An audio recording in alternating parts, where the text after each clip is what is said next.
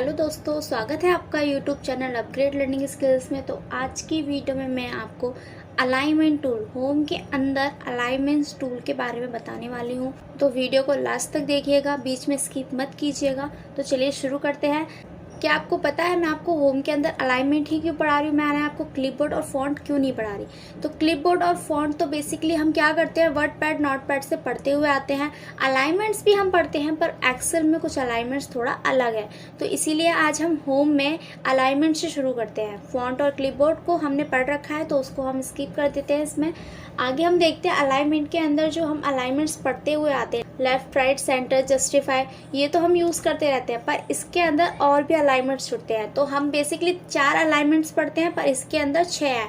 तो वो देखेंगे उसका यूज़ क्या है। तो वो जो 3 एक्स्ट्रा अलाइनमेंट्स हैं इसके अंदर, उनका यूज़ कैसे करेंगे। तो चलिए शुरू करते हैं। जैसे मेरे पास ये सेल है, जो विथ है, मैं इसको थोड़ा बढ़ा देती हूँ।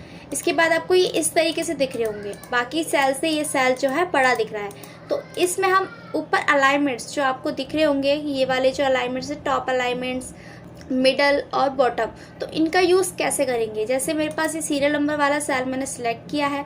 अगर मुझे सीरियल नंबर जो है मेरे सेल के बिल्कुल नीचे है, बॉटम साइड में है, मुझे चाहिए ये टॉप पे, तो मैं इसको टॉप अलाइनमेंट पे क्लिक करके इसको टॉप में रख दूंगी। ऐसे ही अगर ये मुझे मिडल में चाहिए, सेल के बिल्कुल बीचों बीच सेंटर में चाहिए, तो मैं इसको यहाँ से मिडल में कर दूंगी। तो ये अलाइनमेंट आपको समझ में आ गए होंगे। लेफ्ट राइट सेंटर तो हमने पढ़ ही रखे हैं। आगे बढ़ते हैं। आगे है यहाँ पे ओरिएंटेशन। जैसे हमारे पेज होते हैं पोर्ट्रेट और लैंडस्केप, तो उसी तरीके से पेज भी होते हैं। साथ में हम जो टेक्स्ट लिखते हैं उसको भी ओरिएंटेशन की मदद से हम कर सकते हैं। कहने का मतलब यह है, जो अलाइनमेंट में हम लेफ्ट राइट सेंटर करते थे, इसमें हम क्या कर सकते हैं, ओरिएंटेशन की हेल्प से हम डिग्री के हिसाब से अपने टेक्स्ट को इधर उधर घुमा सकते हैं। तो इसका यूज़ कैसे करना है वो भी मैं आपको बता देती हूँ। जैसे यहाँ पे सीरियल नंबर, मैंने ऊपर की जो हेडिंग है मैं इसको ले लेती हूँ। इस हेडिंग को मुझे और स्टाइलिश बनाना है। कहने का मतलब है ओरिएंटेशन की हेल्प से मैं इसको और अलग तरीके से कर सकती हूँ। जैसे मैंने ओरिएंटेशन पे क्लिक किया, तो सबसे पहले आपको ऑप्शन दिखेगा एंगल काउंटर क्लॉकवाइज। तो जैसे आप इस पे क्लिक करते हो तो ये आपको कुछ इस शेप की तरह दिखेगा। इसके बाद सेकंड देखते हैं। सेकंड क्या है? सेकंड है एंडर क्लॉकवाइज। तो इस पे जैसे क्लिक करेंगे, इस जैसे हमारी घड़ी की सुइयां इधर उधर घूमती हैं, उसी तरीके से ये यहाँ पर जो है इसका टेक्स्ट, इसके सेल जो है वो बन जाएंगे। इसके बाद आगे देखते हैं। आगे कौन सा है? आगे है वर्टिकल टेक्स्ट। अगर आपको वर्टिकल टेक्स्ट चाहिए, मतलब कहने का है जैसे सीरियल नंबर, सीरियल के आगे नंबर लिखा है, अगर ये सीरियल नंबर नीचे चाहिए तो आप वर्टिकल टेक्स्ट कर दोगे, तो आपको ये सारा जो है वर्टिकल टेक्स्ट में इस तरीके से दिख जाएगा कॉलम वाइज में। इसके बाद में नेक्स्ट देखते हैं। नेक्स्ट है रोटेट टेक्स्ट अप। तो रोटेट टेक्स्ट अप में आपको ये इस तरीके से कुछ दिखेगा, नीचे से ऊपर जाते हुए। इसके बाद सेकंड देखते हैं। सेकंड है इसका रोटेट टेक्स्ट डाउन। ये इसका लास्ट है ओरिएंटेशन, रोटेट टेक्स्ट डाउन। जैसे इस पर क्लिक करते हैं, उसका अपोजिट है, जो ऊपर दिखा रहा था वो अब नीचे की साइड दिखा रहा है। इसके बाद में आपको एक और ऑप्शन दिखेगा, फॉर्मेट सेल अलाइनमेंट। जैसे ही फॉर्मेट सेल अलाइनमेंट पे क्लिक करते हैं तो यहाँ पे आपको फॉर्मेट सेल का ऑप्शन दिखेगा, जिसमें आपको कई सारे ऑप्शन दिखेंगे। नंबर है, अलाइनमेंट है, फॉन्ट, बॉर्डर, फिल, बहुत सारी चीज़ें हैं। आप इनका भी यूज़ करके देख सकते हैं। ये भी मैं आपको नेक्स्ट वीडियो में अच्छे से बता दूंगी।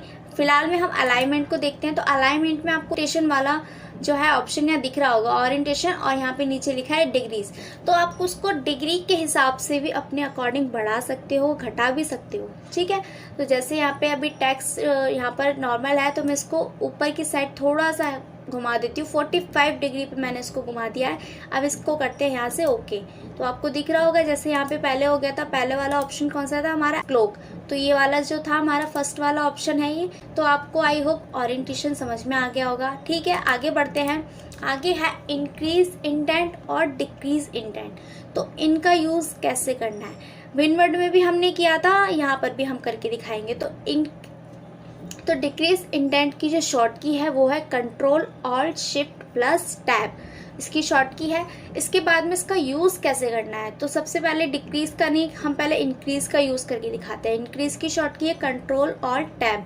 तो जैसे हम इंक्रीज पे क्लिक करते हैं तो आपको दिख रहा होगा ये जो सीरियल नंबर है थोड़ा थोड़ा आगे खिसकता हुआ चला गया है। ऐसे आप डिक्रीज करोगे तो ये वापस पीछे से थोड़ा थोड़ा खिसक के आ जाए। कहने का मतलब है, जब हम विनवर्ड के अंदर, किसी भी सॉफ्टवेयर के अंदर एक्सेल को छोड़ के हम टैब का यूज़ करते हैं, तो वो क्या करता है, 10 से 15 स्पेस आगे बढ़ जाता है। तो इसमें भी ऐसे ही हुआ है। इसमें क्या हुआ है, इसमें भी 1-2 स्पेस आगे बढ़ा है। जैसे आप इंक्रीज डिक्रीज करते हो, इंक्रीज पे करते हो तो आपको दिख रहा होगा एक एक टैब जो है आगे बढ़ रहा है। कहने का मतलब है एक एक स्पेस आगे बढ़ रहा है। आगे बढ़ते हैं, नेक्स्ट ऑप्शन है हमारा वेब टेक्स्ट। तो वेब टेक्स्ट का यूज हम कैसे कर सकते हैं, जैसे मेरे पास ये सीरियल नंबर लिखा है।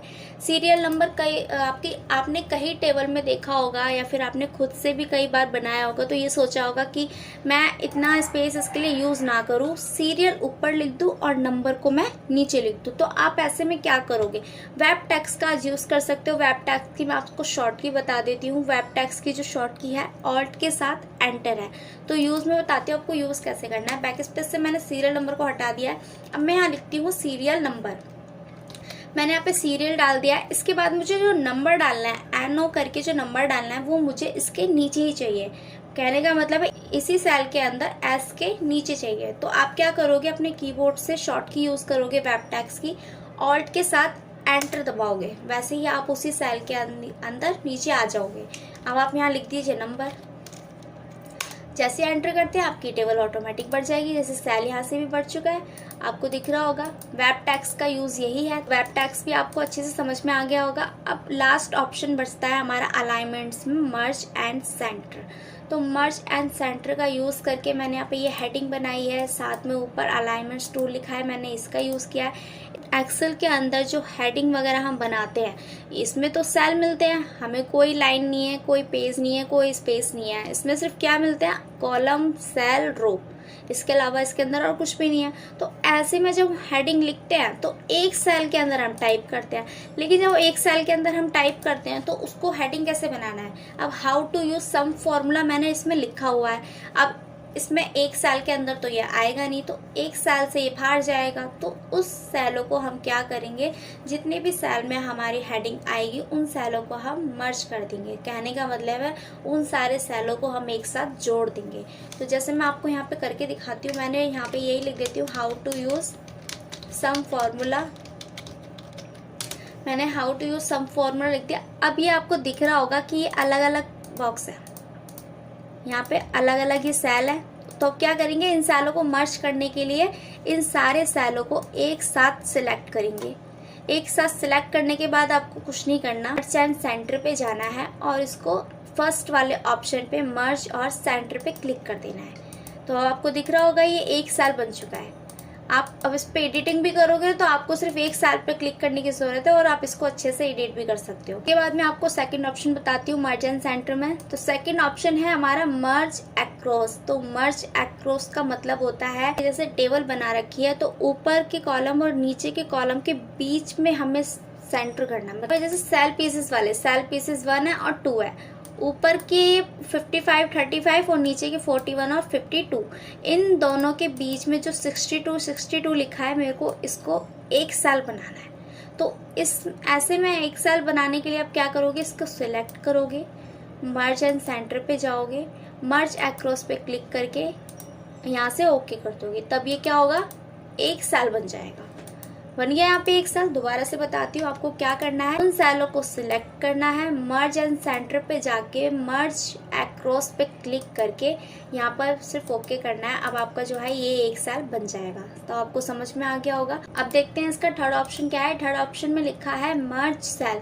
तो जैसे हमने दो सेल को सिलेक्ट करके मर्ज किया था एंड रो को सिलेक्ट करके मर्ज किया था, इसके बाद में हम सेल को भी मर्ज कर सकते हैं। कहने का मतलब है कि जो सारी चीज़ें इसमें हो रही है, एक तरह से देखा जाए सारे सेल ही हैं, तो सेल को ही हम मर्ज कर रहे हैं, बस इसमें नाम अलग अलग दे दिए हैं, बाकी काम तो इसमें एक ही हो रहा है। तो मर्ज सेल में भी आपको कुछ नहीं करना, सिलेक्ट करने हैं कॉलम को और यहाँ से मर्ज और मर्ज सेल पर क्लिक कर देना। तो आपका जो इतने सारे सेल थे वो एक सेल में कन्वर्ट हो जाएगा, एक सेल बन जाएगा।